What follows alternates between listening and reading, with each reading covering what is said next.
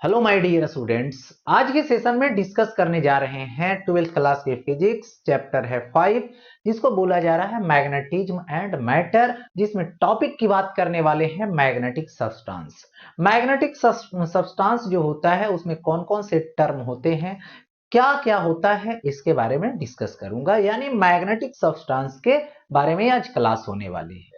यानी बोल सकते हो मैग्नेटिक प्रॉपर्टीज ऑफ मैटर। जो मैग्नेटिक सब्सटेंस होती है उसमें मैग्नेटिक प्रॉपर्टीज होती है। और ये देख ले कि यूनिवर्स में जितने भी बॉडी हैं सभी मोलिकुल से बना है।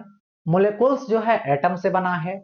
और एटम में जो इलेक्ट्रॉन होती है वो रिवॉल्व करती है around the nucleus. That means उसको बोलते हैं ऑर्बिटल मोशन। और अपने ऑर्बिट में जिस समय सर्कुलेट कर रहा है इलेक्ट्रॉन, उस समय अपने एक्सिस एक है उसका, जिसके अकॉर्डिंग वो क्या कर रहा है, स्पिन कर रहा है। तो स्पिन मोशन और ऑर्बिटल मोशन जो है उसी का रीजन बनता है यहां पर डाइपोल मोमेंट। और उसी से उसमें मैग्नेटिक प्रॉपर्टीज आती है, जिसके बारे में उसको एक्सप्लेन करके दिखाऊंगा।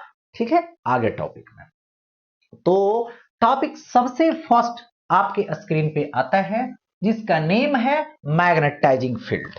सबसे पहले ये मैग्नेटाइजिंग जो फील्ड है ये होता क्या है।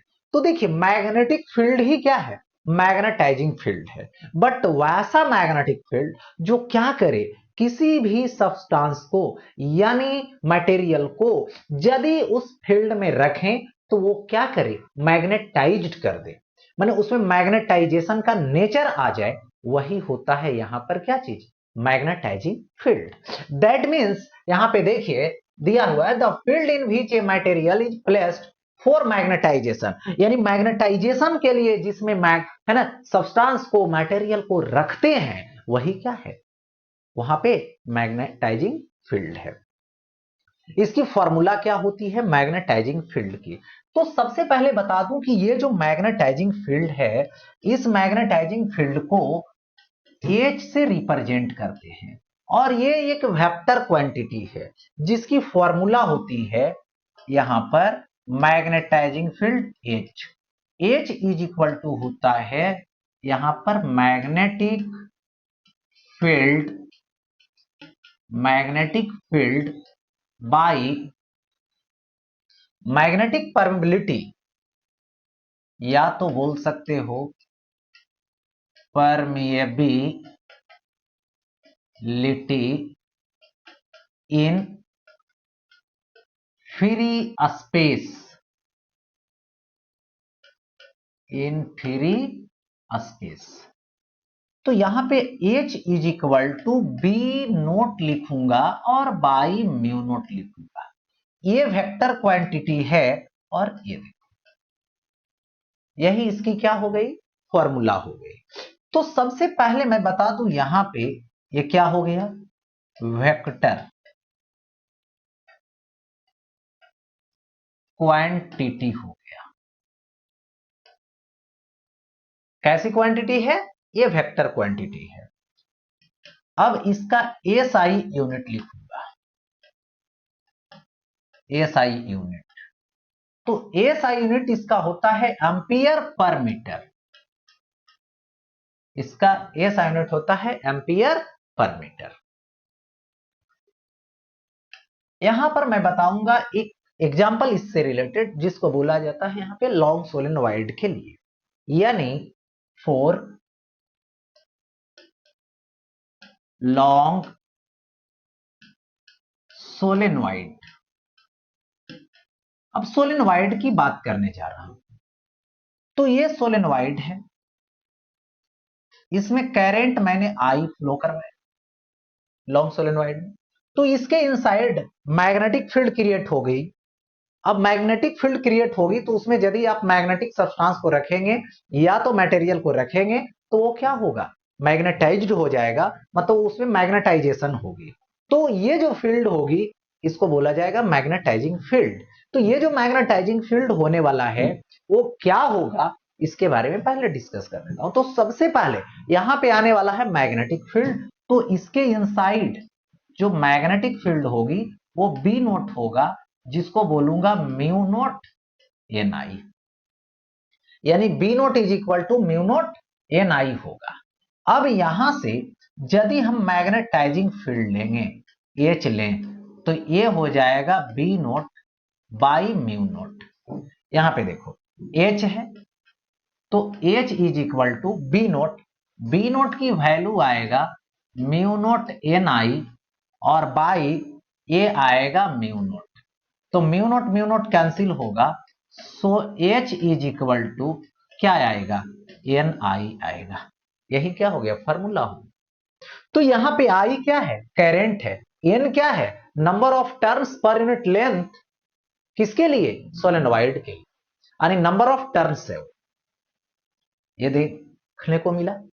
अब यहां पर इससे रिलेटेड न्यूमेरिकल आ गया आपके स्क्रीन पे। तो न्यूमेरिकल बनाने के लिए सबसे पहले देखिए करना क्या होगा, गिवन वैल्यू को लिखनी होगी और न्यूमेरिकल बनाने से यह होगा कि आपने जो अभी फॉर्मूला पढ़ा वो खुद ब खुद रिवाइज हो जाएगी और टॉपिक स्ट्रांग हो जाएगा। यदि आप कंसेप्ट पढ़ते हैं यानी थ्योरी पढ़ते हैं और उसके जस्ट बाद यदि आप न्यूमेरिकल कर लेते हैं, न्यूमेरिकल लगा लेते हैं, तो उससे क्या होता है कि आपका टॉपिक और स्ट्रांग हो जाता है और ही अच्छा हो जाता है। तो यदि आप फिजिक्स के टॉपिक को स्ट्रांग करना चाहते हैं तो टॉपिक पढ़ने के बाद जस्ट न्यूमेरिकल बनाना जरूरी होता है। अब देखिए when an electric current of 2 ampere is passed through a long solenoid, यानी गिवन वैल्यू है यहां पर आई की वैल्यू मैंने 2 एम्पियर दे रखा है, ये मैग्नेटाइजिंग फील्ड ऑफ इतना ampere per metre, magnetizing field that means H is equal to 1500 और एम्पियर पर मीटर हो गया, यही ना। Is generated at the centre पे जनरेटेड होता है, ठीक है। Then find the number of turns per unit length, यानी मुझे फाइंड करने का है small N number of turns. तो मैंने अभी फॉर्मूला डिराइव किया लॉन्ग सोलेनोइड के लिए H is equal to N आई, इसी फॉर्मूला को यूज करेंगे, गिवन वैल्यू को पुट करेंगे और अपने आप जो फाइंड करने का है वो बन जाएगा। तो फाइंड करने के लिए जो दिया है उसकी मैं बात करूं n, तो यहां पर n इज इक्वल टू आ जाएगा h बाई आई। तो यहां पे n is equal to h by I, तो h की वैल्यू आएगी 1500 बाई आई आएगा और ये होगा 2, कैंसिल कर देता हूं मैं, तो ये होगा 750, यानी small n is equal to 750, ठीक है, पर मीटर, या तो 750 हो गया टर्न्स हो गया ये, ठीक है, टर्न्स पर मीटर, इतना आ गया, पर यूनिट लेंथ में आ गया ये 750। नेक्स्ट टॉपिक अब आता है इंटेंसिटी ऑफ मैग्नेटाइजेशन, जिसको मैग्नेटाइजेशन वेक्टर के नेम से भी जानते हैं। कहीं पे मैग्नेटाइजेशन वेक्टर दे दिया गया या तो मैग्नेटाइजेशन इंटेंसिटी दे दिया गया, तो यही चीज ये दैट मींस होता क्या है। सो मतलब देखिए किसी भी मैग्नेटिक सब्सटेंस को यदि आप मैग्नेटाइजिंग फील्ड में रखते हैं तो वो मैग्नेटाइज्ड होता है, दैट मींस उसमें क्या होती है डाइपोल मोमेंट क्रिएट होता है, जनरेट होता है। ऐसे डाइपोल मोमेंट की वैल्यू जो है से 0 रहता है। जैसे ही मैग्नेटाइजिंग फील्ड में रखते हैं तो सभी एक डायरेक्शन में अरेंज होने लगता है। तो पर यूनिट वॉल्यूम में जितना मैग्नेटिक डाइपोल मोमेंट होगा उसमें वही उसके लिए क्या होगा मैग्नेटाइजेशन वेक्टर होगा या तो इंटेंसिटी ऑफ मैग्नेटाइजेशन होगा। यानी यहां पर देखिए when a magnetic material is placed in magnetizing field then induced dipole moment per unit volume of that material is called intensity of magnetization vector.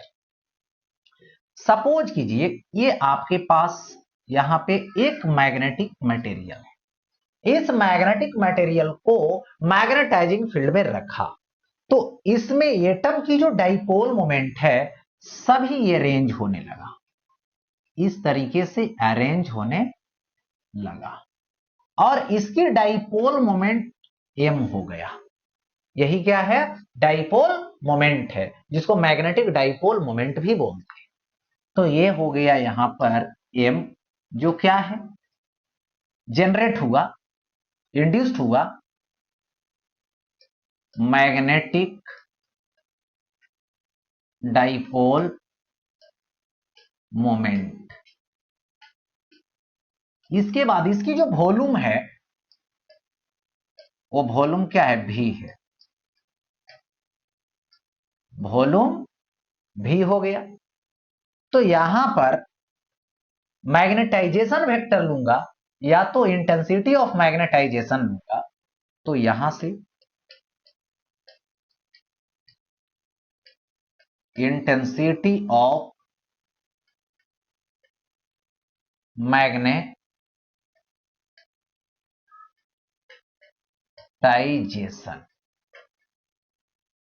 Is equal to हो जाएगा यहां पर total magnetic dipole moment, या तो लिख सकता हूं dipole moment,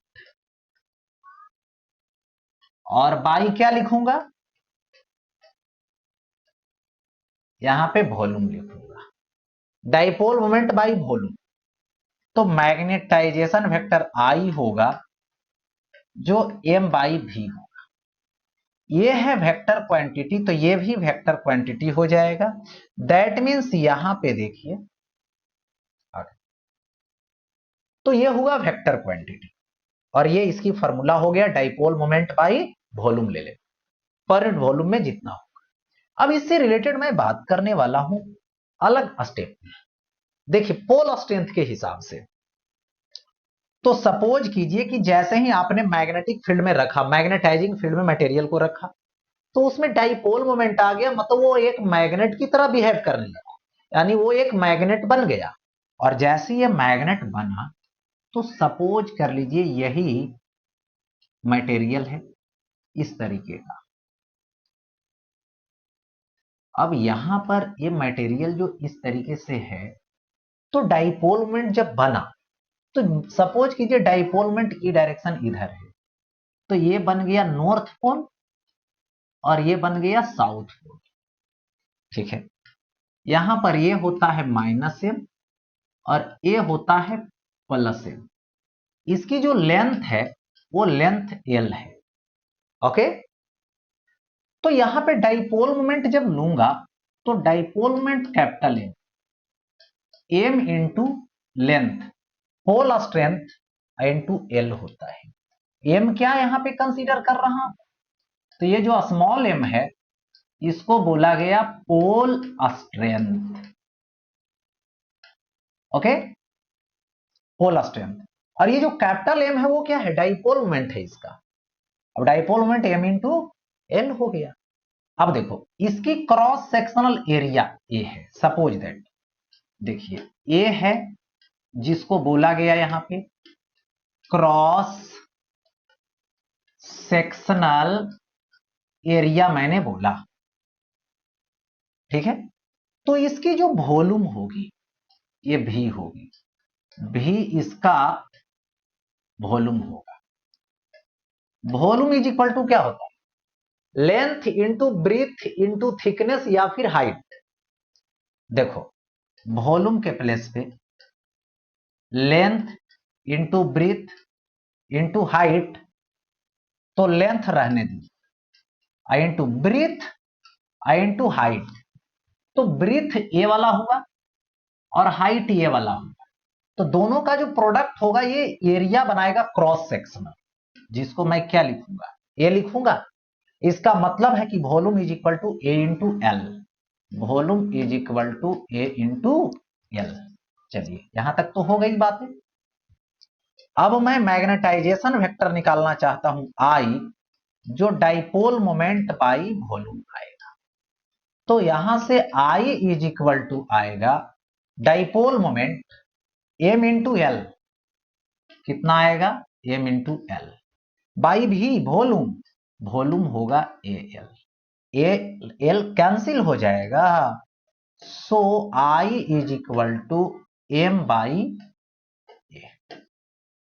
यानी बोल सकते हैं पोल स्ट्रेंथ और क्रॉस सेक्शनल एरिया जो होगी उसी का जो रेशियो होगा उसको मैग्नेटाइजेशन वेक्टर बोलेंगे, या तो फिर क्या बोलेंगे, इंटेंसिटी ऑफ मैग्नेटाइजेशन, मैग्नेटाइजेशन, या तो सिर्फ मैग्नेटाइजेशन वेक्टर।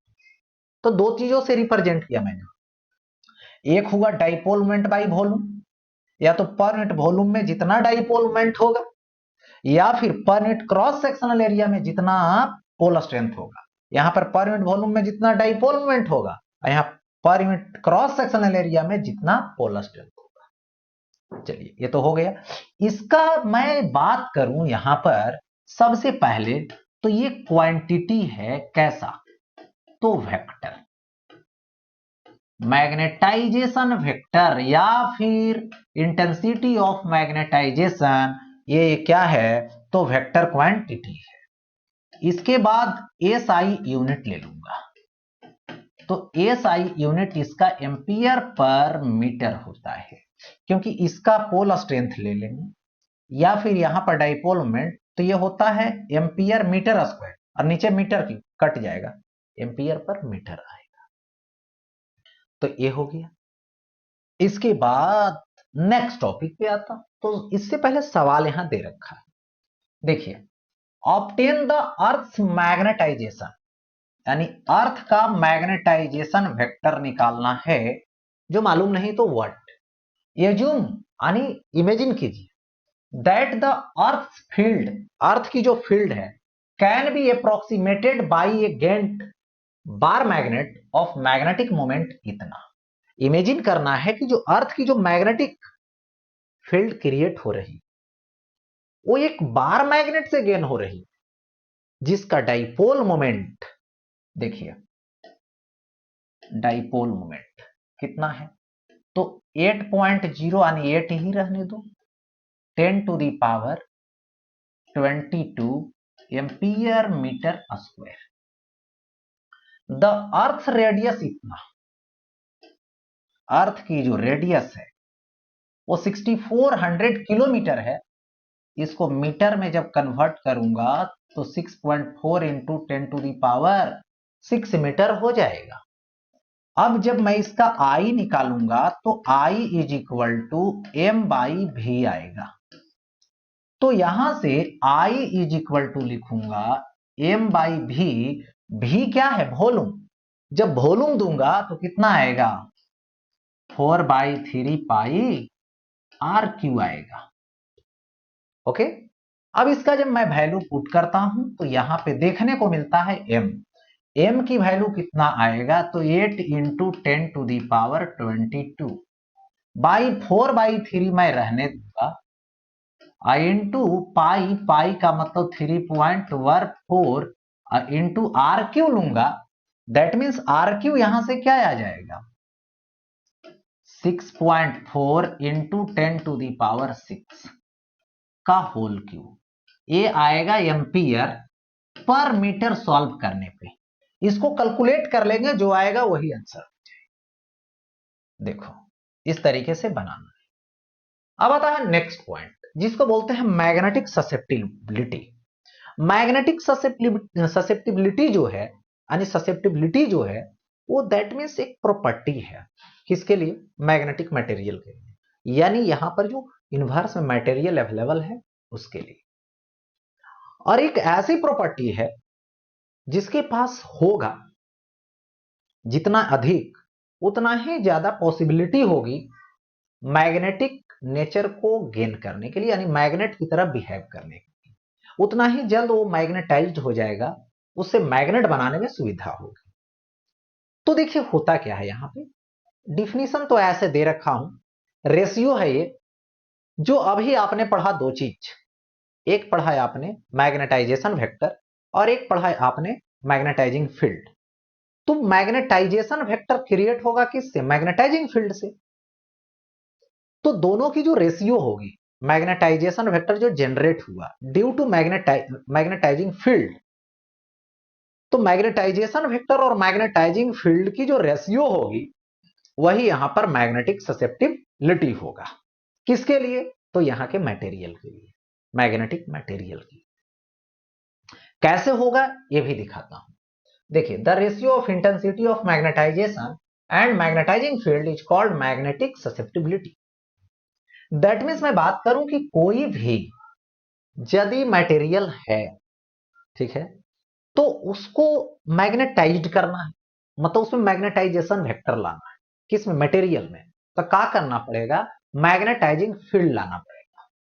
मैग्नेटाइजिंग फील्ड यदि इंक्रीज करोगे तो मैग्नेटाइजेशन वेक्टर भी, यानी मैग्नेटाइजेशन इंटेंसिटी भी इंक्रीज करेगा, और डिक्रीज करोगे तो डिक्रीज करेगा। यानी इस तरीके से यदि मैं यहां पर एज को इंक्रीज करता हूं तो आई भी इंक्रीज करेगा, बट मैं एज को डिक्रीज करता हूं तो आई भी डिक्रीज हो। तो यहां पर लिख सकता हूं, ये क्या है? आई।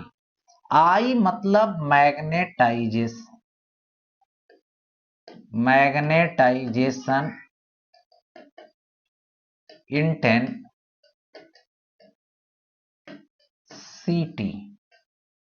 और ये वैरिज क्या होगा? H. H that means magnetizing field. तो यहां पे बोल सकते हैं कि कोई भी मैग्नेटिक मटेरियल लो, यानी मटेरियल लो, तो उसके लिए मैग्नेटाइजिंग जो फील्ड होगा और मैग्नेटाइजेशन जो वेक्टर होगा वो डायरेक्टली प्रोपोर्शनल होगा। ठीक है, एक दूसरे के प्रोपोर्शनल। तो यहां पर आई और वैरिज एच, और इसी वैरिज को जब यहां से रिमूव करते हैं तो मैथमेटिक्स का रूल है कि आप जब प्रोपोर्शनल को हटाएंगे तो आप एक कांस्टेंट लाएंगे, और वो यहां पे कांस्टेंट होगा मैग्नेटिक ससेप्टिबिलिटी। तो यहां पर मैं लिख दूं I इज इक्वल टू, यही मैग्नेटिक ससेप्टिबिलिटी है जिसका सिंबल है, जिसको काई बोलते हैं, और ये हो गया H। तो I is equal to susceptibility into H। So magnetic susceptibility is equal to H multiple में डिवीजन में चला जाएगा, तो I बाई H। यही तो बोला गया रेशियो है, इसी को तो बोला गया रेशियो है। आई और एच का मतलब मैग्नेटाइजेशन, या तो मैग्नेट है ना, इंटेंसिटी ऑफ मैग्नेटाइजेशन, और किसका? मैग्नेटाइजिंग फील्ड का। दोनों की यूनिट सेम होता है, यानी दोनों का डायमेंशन भी सेम होगा। तो इसमें क्या होगा? सेम यूनिट इसका, तो दोनों का यूनिट कैंसिल हो जाएगा। तो इसको बोलिएगा ये क्या हो जाएगा? यूनिट लेस हो जाएगा। ये यूनिट लेस हो गया, और डायमेंशन लेस भी है। डायमेंशन लेस क्वांटिटी, ऐसा। ये पॉजिटिव भी होता है, नेगेटिव भी होता है, वो मटेरियल पे डिपेंड करेगा। सभी मटेरियल के लिए अपना अलग अलग इसका वैल्यू होती है, लेकिन ओनली न्यूमेरिकल वैल्यू। ये बातें हो गया। अब देखो आता है relation between permeability and susceptibility. तो सबसे पहले बता दूं मैं कि यहां पर किसी भी मटेरियल को यदि आप मैग्नेटिक फील्ड में रखते हैं तो उसके अंदर मैग्नेटिक फील्ड क्रिएट हो जाता है, वो मैग्नेटाइज्ड हो जाता है। तो यहां पर मैंने एक मटेरियल रखा, यही मटेरियल मैंने रखा, जो एक्सटर्नल फील्ड में मैंने रखा, जो एक्सटर्नल फील्ड बी नोट है। तो देखिए बी नोट जो होगा वो मैग्नेटाइजिंग फील्ड के लिए होगा, जिसको लिखूंगा म्यू नोट इंटू एच, यानी इसकी वैल्यू इतना लिखा हो गया ऐसा, क्योंकि H is equal to B naught by mu naught. इसलिए अब इसके अंदर मैग्नेटाइजेशन जब होगा तो इसके अंदर मैग्नेटाइजिंग फील्ड होगा, मैग्नेटाइजिंग फील्ड से फील्ड क्रिएट होगा। तो इसके अंदर जो मैग्नेटिक फील्ड होगी मटेरियल में, बीएम होगा मटेरियल में, जो कितना होगा? तो बोलिएगा म्यू नोट। यहां पर मैग्नेटाइजिंग फील्ड नहीं लेना है, यहां पे मैग्नेटाइजेशन वेक्टर लेना है, क्योंकि इसमें जो फील्ड आया due to intensity of magnetization, तो यहां पे म्यू नॉट और इंटू आई देना है। होगा इसमें जो क्रिएट होगा इसी के डायरेक्शन में होगा, यानी सेम डायरेक्शन में होगा। तो यहां पर लिख सकता हूं net magnetic field B is equal to, अब लिखूंगा यहां पर B नोट और प्लस एक और जो इनसाइड मटेरियल में होगा BM, दोनों ऐड हो जाएगा। तो यहां से वेक्टर सम सेम डायरेक्शन में, तो क्या होगा, सेम डायरेक्शन में रहेगा तो डायरेक्ट ऐड कर, तो B नोट, तो इसको लिख दूंगा mu naught H plus, vector हटा देंगे सेम डायरेक्शन में है, 0 डिग्री पर है इसलिए ये हो जाएगा म्यू नोट आई। अब यहां पर B इज इक्वल टू लिखूंगा म्यू नोट कॉमन, ये हो गया H प्लस आई हो गया ऐसा। बट यहां पर मैं बात करूं क्या, सो देखिए आई है तो I is equal to susceptibility into H, magnetic susceptibility into H हो जाएगा। तो यहां पर B is equal to a हो गया म्यू नोट और H plus susceptibility into H हो जाएगा। अब H कॉमन कर लूंगा मैं यहां से, तो B is equal to mu naught होगा इंटू 1 प्लस ससेप्टिबिलिटी और इंटू H हो जाएगा। हो गया ऐसा। तो यहां पर मैं जरा कंपेयर कर लूं, क्या कंपेयर कर लूं, सो देखो म्यू नोट और ये जो म्यू नोट के साथ मल्टीपल में आएगा वो म्यू आर होगा और ये H रहेगा। तो यहां से B is equal to mu naught mu R into H, ठीक है। तो यहां पर हम बोलते हैं इसको mu naught mu R is equal to mu, यही है जिसको बोलते हैं परमिएबिलिटी, या तो इसको बोला जाता है एब्सोल्यूट परमिएबिलिटी। म्यू आर के प्लेस पे आया कितना, तो 1 plus susceptibility, so mu R is equal to 1 plus susceptibility, ये है यहां पर रिलेशन। और इसको बोला जाता है म्यू आर, जिसको बोलते हैं रिलेटिव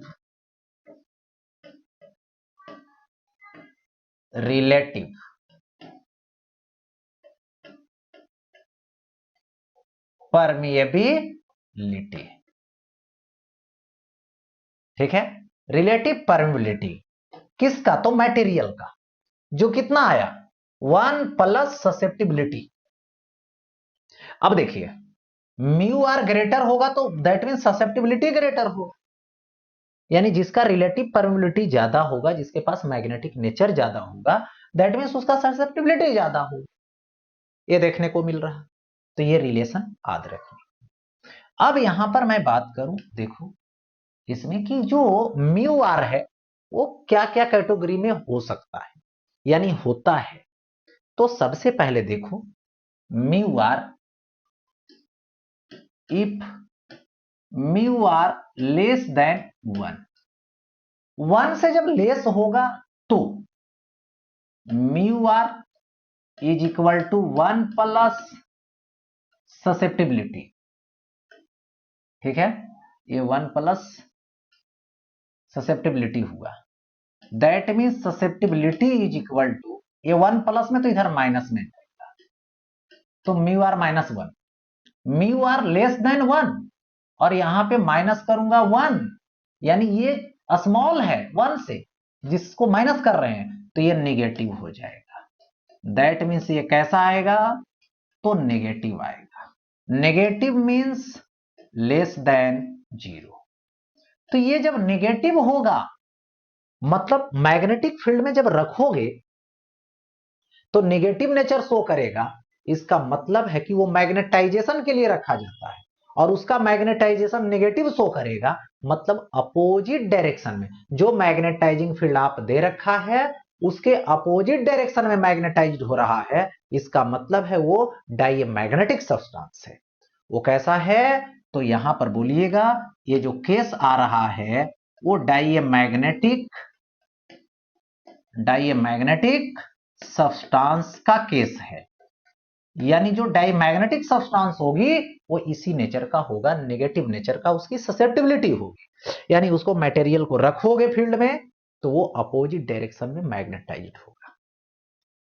अब आगे बढ़ता हूं नेक्स्ट में आता हूं, यहां पर देखिए सपोज कर लेता हूं if mu R greater than 1, मतलब बहुत बड़ा नहीं है 1 से, लेकिन 1 से बड़ा है।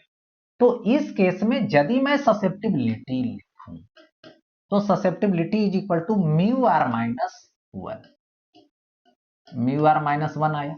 यानी म्यू देखो म्यू आर है तो म्यू आर 1 से बड़ा है और 1 माइनस कर रहे हैं तो निश्चित में कुछ वैल्यू आएगा, नेगेटिव नहीं होगा, पॉजिटिव ही होगा। दैट मीन्स यहां पर ये जो है पॉजिटिव हो गया, positive that means greater than 0 हो गया। तो ये जो केस आपको देखने को मिलेगा वो ऐसा मटेरियल के लिए है कि मैग्नेटिक फील्ड में रखेंगे, पॉजिटिव मैग्नेटिक ससेप्टिबिलिटी है उसकी ससेप्टिबिलिटी, यानी सेम डायरेक्शन में मैग्नेटाइज्ड होगा। लेकिन इसकी जो मैग्नेटाइजेशन होगी बहुत बड़ा मैग्नेटाइजेशन की बात नहीं हो रही, छोटा मैग्नेटाइजेशन की बात हो रही। तो इसको बोला जाता है पैरामैग्नेटिक। यानी जब उसको मैग्नेटिक फील्ड में रखेंगे, मैग्नेटाइजिंग फील्ड में रखेंगे तो उसमें मैग्नेटाइजेशन होगा बट स्मॉल होगा और सेम डायरेक्शन में होगा। तो ये जो मटेरियल होंगे इस टाइप का उसको बोला जाएगा पैरामैग्नेटिक। इसको क्या बोलेंगे, पैरामैग्नेटिक बोलेंगे हम लोग। तो पैरामैग्नेटिक सब्सटेंस हो गया। अब देखो नेक्स्ट की बात आती है, तो नेक्स्ट में भी हम बात करें तो नेक्स्ट में देखिए अब है if mu R very very greater than 1, यानी म्यू आर की वैल्यू लार्ज है, बहुत बड़ी है। तो इस केस में मैं ससेप्टिबिलिटी ले लूं तो ससेप्टिबिलिटी इज इक्वल टू यहां पर हो जाएगा म्यू आर माइनस 1। तो म्यू आर जब बहुत बड़ा है तो ये तो ससेप्टिबिलिटी जो होगी ये कैसी होगी, पॉजिटिव होगी बट ठीक है लार्ज होगी। तो यहां से susceptibility greater than 0 but large है, यानी इस केस में जो मटेरियल होगा उसको जैसी मैग्नेटाइजिंग फील्ड में रखेंगे तो फास्टली रैपिडली बोलिए मैग्नेटाइज्ड हो जाएगा, हाई लेवल के मैग्नेटाइजेशन से, और सेम डायरेक्शन में मैग्नेटाइज्ड होगा। यानी यदि उसको मैग्नेट के पास रखेंगे तो फास्टली अट्रैक्ट हो जाएगा, उसके पास ऐसा नेचर है। लेकिन ये जो पैरामैग्नेटिक है ये अट्रैक्ट होगा लेकिन स्लोली, धीरे धीरे, और ये क्या होगा उससे रिपेल होगा, उसमें अट्रैक्ट नहीं होगा। तो यहां से इसका नेम है जिसको बोलते हैं फेरोमैग्नेटिक, यानी जिस सब्सटेंस का नेम है फेरोमैग्नेटिक सब्सटेंस। यानी फेरोमैग्नेटिक जो सब्सटेंस होता है उसकी मैग्नेटिक जो ससेप्टिबिलिटी होती है पॉजिटिव होती है, लार्ज होती है, म्यू आर 1 से वेरी वेरी ग्रेटर होता है, यानी ये जो है से मैग्नेटिक फील्ड में फास्टली अट्रैक्ट होते हैं या फिर इसकी मैग्नेटाइजेशन वेक्टर लार्ज हो जाती है। इसमें पैरामैग्नेटिक में पॉजिटिव होता है, म्यू आर 1 से ग्रेटर होता है। मतलब इस तरीके से याद कर लेनी है ये सब बातें। अब मैं आगे बढ़ता हूं, अब मैं इससे रिलेटेड न्यूमेरिकल करवा देता हूं। देखिए यहां पे न्यूमेरिकल आया है जिसकी वैल्यू क्या है, the magnetic susceptibility of a substance इतना इज इतना। तो सबसे पहले मैं गिवन वैल्यू लिख लेता हूं। तो गिवन वैल्यू की बात करूंगा मतलब ससेप्टिबिलिटी की बात करने वाला हूं। तो मैग्नेटिक ससेप्टिबिलिटी 30 है इंटू 10 टू द पावर -4 है, जिसको लिख सकता हूं, एक जीरो बैलेंस होगी यहां से, तो 3 इंटू 10 टू दी पावर -3 यानी 0.003 आ जाएगा। अब बोला then find its relative permeability, but यहां पे म्यू आर फाइंड कर, एंड परमिबिलिटी यानी म्यू फाइंड करना है। तो सबसे पहले म्यू आर मैं लिखूंगा। म्यू आर का कंसेप्ट होता है यहां पे 1 प्लस ससेप्टिबिलिटी, यानी 1 प्लस ससेप्टिबिलिटी दूंगा तो यहां से हो जाएगा 0.003, यानी मैं ऐड करने वाला हूं इसको तो 1.003। तो ये तो हो गया म्यू आर। म्यू आर आ गया, हो गया। इसके बाद क्या बोला है, परमिबिलिटी। तो म्यू इज इक्वल टू होता है म्यू नोट और इंटू म्यू आर। तो म्यू नोट की वैल्यू होती है 4 पाई इंटू 10⁻⁻⁷, ये कांस्टेंट है, ठीक है। तो यहां पर ये मैंने दे रखा है और इसके बाद म्यू आर दूंगा। तो म्यू आर की वैल्यू क्या हो, तो म्यू आर की वैल्यू होगी यहां पर देखिए 1.003 और ये हो जाएगा टेस्ला मीटर पर एम्पियर इसकी यूनिट। तो यहां पर आप वैल्यू अब जो है से लिख सकते हैं, ठीक है। ये जो है से कैलकुलेट कर लीजिए, 4 पाई इंटू इतना कर लीजिए इंटू 10⁻⁻7 कर दीजिए, दैट मीन्स आंसर, ठीक है। नेक्स्ट अब आता है when a rod of magnetic material of size इतना, length into breadth into thickness, यानी ये जो गिवन वैल्यू है सॉल्यूशन में करेंगे तो ये हो गया वॉल्यूम हो गया 10 सेंटीमीटर, यानी 10 सेंटीमीटर है, इसको मीटर में कन्वर्ट कर दूंगा तो अभी नहीं, रहने दीजिए। 10 हो गया और इंटू 0.5 हो गया इंटू 0.2 हो गया, जिसको सेंटीमीटर क्यूब मैंने लिखा। और यहां से अब वैल्यू हटा देता हूं तो 10, यहां से मैं वैल्यू पॉइंट हटा देता हूं 10, एक 10 से एक 10 कैंसिल, 5 इंटू 2 10, 10 10 कैंसिल, तो ये आ गया 1 सेंटीमीटर क्यूब। तो V is equal to 10⁻⁻6 metre cube हो गया ऐसा, वॉल्यूम निकल गया।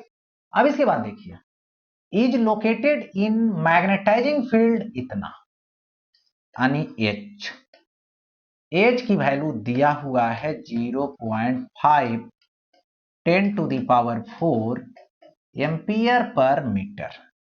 इसको लिख सकता हूं, एक पॉइंट को बैलेंस कीजिए तो 5 इंटू 10⁻³ होगा एम्पियर पर मीटर। देन ये मैग्नेटिक मोमेंट इतना, यानी मैग्नेटिक मोमेंट बोलिए या तो डाइपोल मोमेंट, तो कितना गिवन है 5 एम्पियर मीटर स्क्वायर गिवन है, induced in it. Find out magnetic induction, magnetic induction को फाइंड करना है, दैट मीन्स मैग्नेटिक फील्ड को फाइंड करना है, यही है। तो एच है, एम है, तो इसके लिए देखिए B इज इक्वल टू होता है म्यू नोट इंटू, यहां पर होता है H प्लस आई, ठीक है। तो म्यू नोट का वैल्यू तो मुझे मालूम है, H का भी वैल्यू मुझे मालूम है, बट आई नहीं मालूम है। तो इस केस में आई के प्लेस पे मैं लिख सकता हूं I is equal to M by V होता है, मतलब वॉल्यूम होता है। तो B is equal to mu naught into H plus I, तो एम बाई भी। अब यहां से देखो म्यू नोट मैं रहने देता हूं, एच की वैल्यू रख सकता हूं, एच की वैल्यू 5 इंटू 10⁻³ होगा, प्लस एम की वैल्यू 5 होगा, बाई यहां पर V का वैल्यू 10⁻, यहां पे दे रखा है कि -6 है नीचे, तो 10⁻⁻6 हो जाएगा। तो ये ऊपर चला जाएगा जो कि आ जाएगा mu naught into 5 into 10⁻³ plus 5 into 10⁻⁶ होगा ऐसा। अब देखिए म्यू नॉट है, म्यू नॉट इंटू ऐसा कर दो कि ये जो 5 इंटू 10⁻³ है उसको मैं कॉमन कर लेता हूं, तो यहां से 1 और प्लस 10⁻³ हो गया ऐसा। अब देखो b इज इक्वल टू आ जाएगा यहां पे म्यू नॉट, देखिए म्यू नॉट है तो ये होगा 4 पाई और इंटू 10⁻⁻⁷, ठीक है। और 5 इंटू 10⁻³ 5 इंटू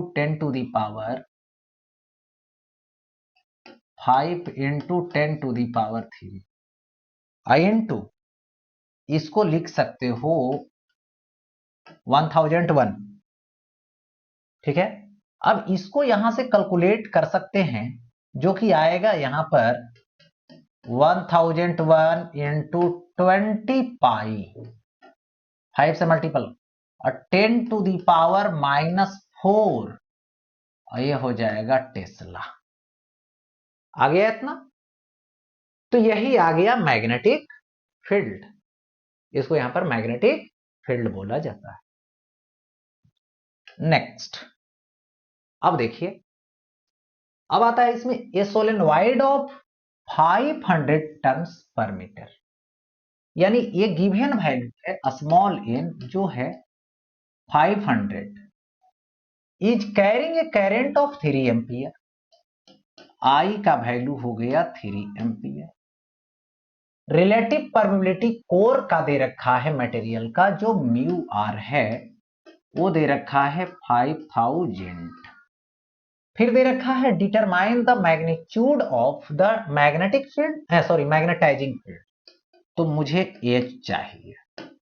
फिर दे रखा है यहां पर इंटेंसिटी ऑफ मैग्नेटाइजेशन, मतलब I की वैल्यू फाइंड करनी है, and the magnetic field inside the core, तो मैग्नेटिक फील्ड फाइंड करनी है। तो अब गिवन वैल्यू से निकालो, सबसे पहले H निकालो जो Ni होगा, N की वैल्यू कितना है तो 500 इंटू I का वैल्यू 3, इतना एम्पियर पर मीटर आएगा, यानी ये हो जाएगा इतना एम्पियर पर मीटर, यानी H की वैल्यू, किसकी वैल्यू हो गई H की। अब मुझे क्या चाहिए, I की वैल्यू चाहिए, तो I की वैल्यू निकालने के लिए आपको म्यू आर के हिसाब से ससेप्टिबिलिटी निकालना होगा। तो ससेप्टिबिलिटी इज इक्वल टू होता है म्यू आर -1, यानी म्यू आर में इतना -1 कीजिएगा तो ये होगा, और यही ससेप्टिबिलिटी निकालिएगा, सॉरी मैग्नेटाइजेशन वेक्टर निकालिएगा, या तो इंटेंसिटी ऑफ मैग्नेटाइजेशन, तो म्यू एच, यानी 499 और इंटू एच यानी 1500, ये भी आएगा एम्पियर पर मीटर। हो गया, कैलकुलेट करके निकाल सकते हैं। अब इसके इनसाइड जो मैग्नेटिक फील्ड है B, जो म्यू नॉट इंटू क्या होगा, ये आ जाएगा यहां पर I प्लस H, ठीक है। तो यहां से I प्लस H जब करोगे तो म्यू नॉट की वैल्यू 4 पाई इंटू 10⁻⁻⁷, और ये आएगा I का वैल्यू इतना लिखूंगा, ठीक है। तो यहां से I का वैल्यू जब लिखोगे तो एक चीज और ऐसे कर सकते हैं, इसका उपाय एक और है कि ये जो है से फॉर्मूला इतना भी लिख सकते हैं, या तो mu naught mu R into H भी लिख सकते हैं। तो यहां पर म्यू आर दे दो 5000 इंटू एच, एच की वैल्यू 1500, इतना टेस्ला आ जाएगा कैलकुलेट करके, यही मैग्नेटिक फील्ड होगा उसके इनसाइड। Matter close. ये हो गया सवाल इसका। अब देखो next, classification of magnetic materials. अब आता है मैग्नेटिक मटेरियल की क्लासिफिकेशन, जो मैं म्यू आर और ससेप्टिबिलिटी जब पढ़ाया उसी के टाइम में क्लियर कर दिया कि 3 कैटेगरी होगी, डाई मैग्नेटिक होगी, पारामैग्नेटिक होगी और फेरोमैग्नेटिक होगी। तो डाई मैग्नेटिक सब्सटेंस का मतलब मैंने बताया कि मैग्नेटिक फील्ड में तो मैग्नेटाइजिंग फील्ड में रखेंगे तो वो क्या होगा, अपोजिट डायरेक्शन में मैग्नेटाइज्ड होगा, उसी को यहां पर बोला जाता है डाईमैग्नेटिक सब्सटेंस। यानी the substance which is magnetized in a small form in the opposite direction of field are called diamagnetic substance, जो मैं वहां पे बता रखा था। बिस्मथ हो गया, कॉपर हो गया, ये हो गया सिल्वर, ये हो गया पीबी लेड, H2O वाटर।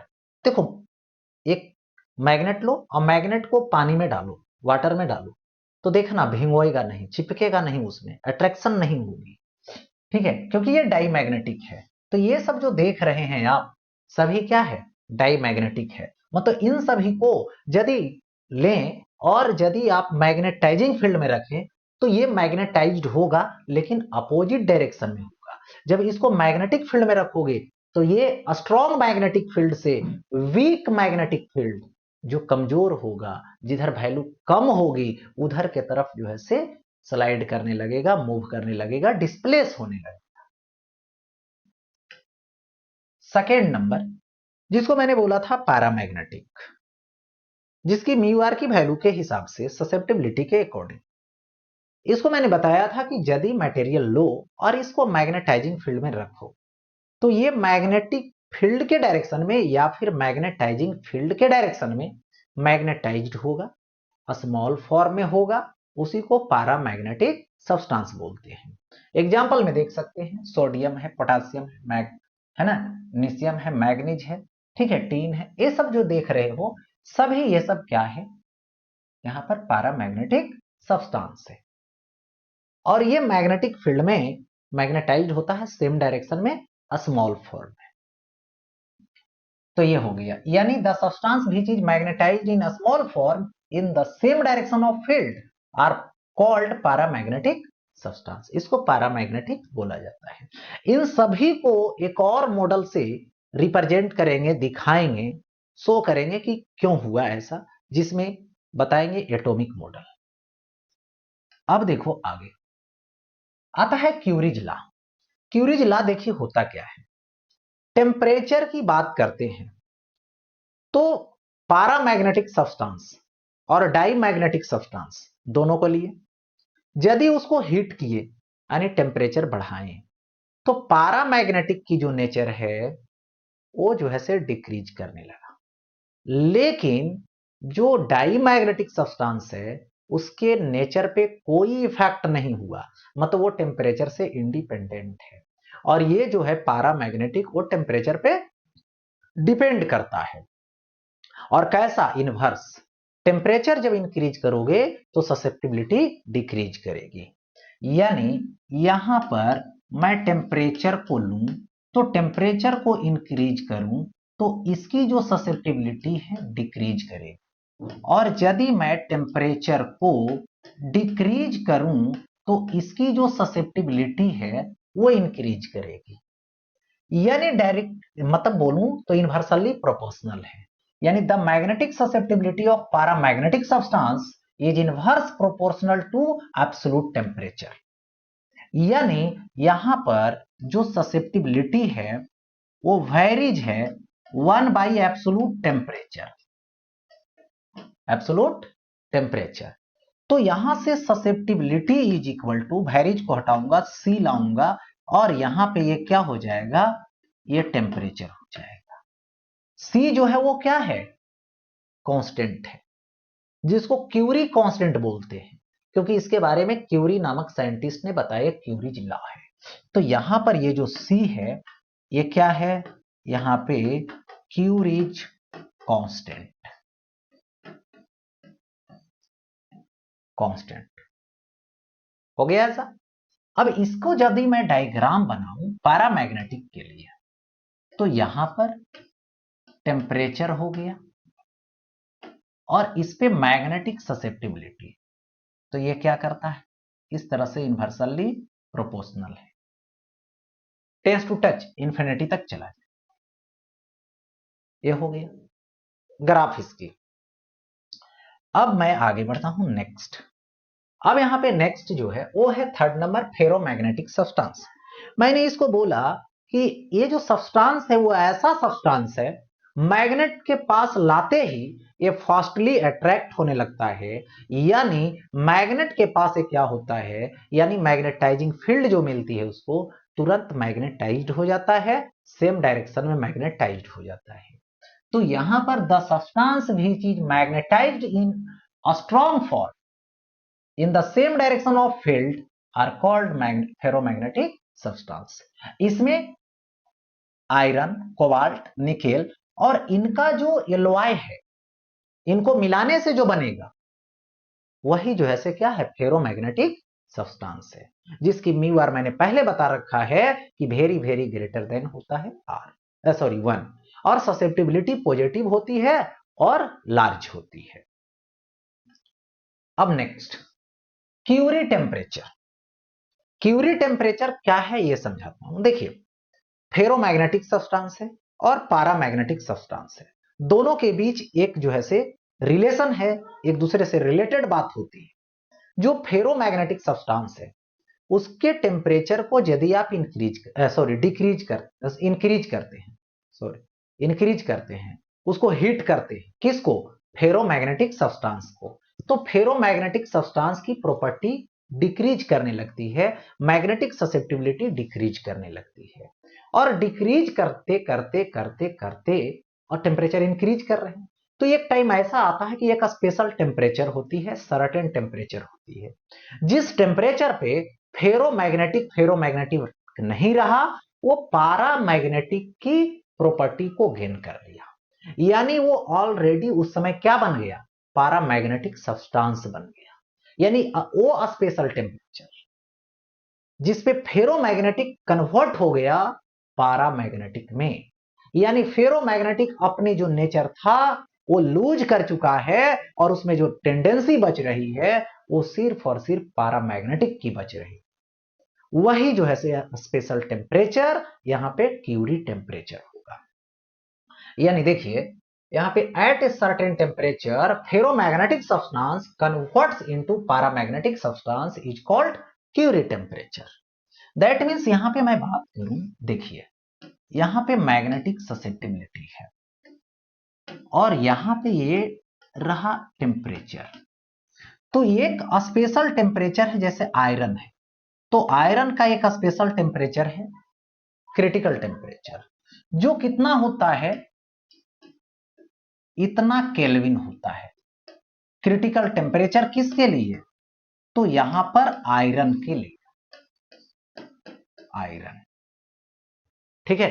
यदि आयरन को आप हीट करते हैं 1043 केल्विन पर, तो वो जो है से फेरोमैग्नेटिक नहीं रह करके पारामैग्नेटिक में कन्वर्ट हो जाता है, और वहां से उसकी जो नेचर होगी वो फेरोमैग्नेटिक का नहीं पारामैग्नेटिक का फॉलो करने लगेगा, यानी उसकी ग्राफ इस तरह से चले, ये देखिए।